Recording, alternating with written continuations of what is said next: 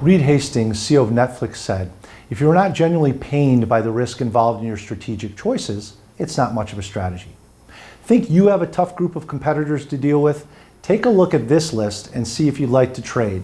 Walmart, Amazon, Apple, Disney, any takers?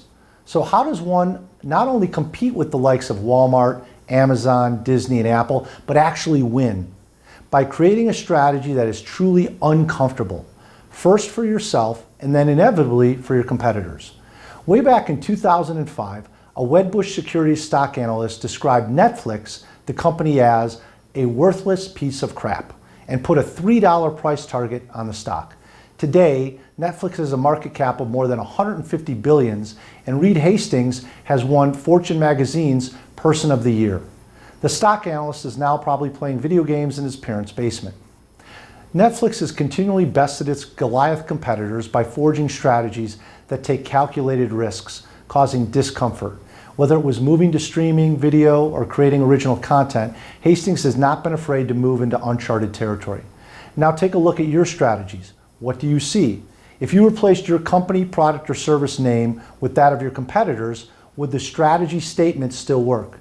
If so, there's some work to do. What I've seen in both the for-profit and nonprofit sectors is a propensity to have consensus-driven, low-risk, all-inclusive strategies. In a word, they're comfortable. Unfortunately, comfort means to console, and console means to lessen the grief, sorrow, or disappointment, which naturally will occur when your competitors beat you with solid strategies. There are two elements to developing strategies that are uncomfortable for you and your competitors. Deviation. One way to define excellence is deviation from the norm. If you're doing things that the normal companies in your industry cannot or will not do while maintaining ethical standards and providing value to customers, you have a much greater chance of long-term success.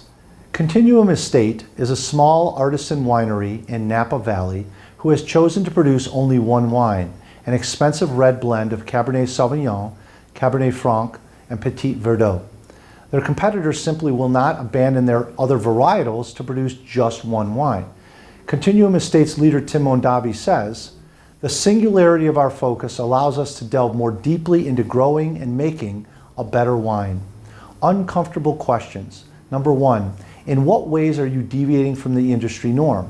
Number two, what percentage of your tactics are the same as competitors?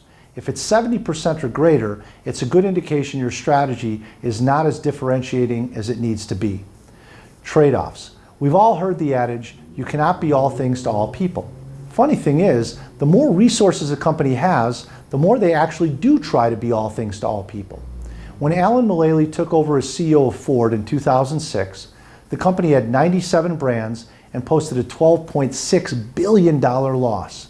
He culled the number of brands to around 20 nameplates. The result? Ford started posting a profit again as early as 2010. In the process of making trade-offs, they sold off some very high-profile brands, including Jaguar, Aston Martin, Land Rover, and Volvo. Inherently, when one makes a trade-off, they're making a decision. And the word decision comes from the Latin word decidere, which means to cut off. These trade-offs were sure to cause some discomfort internally as they cut off some popular choices.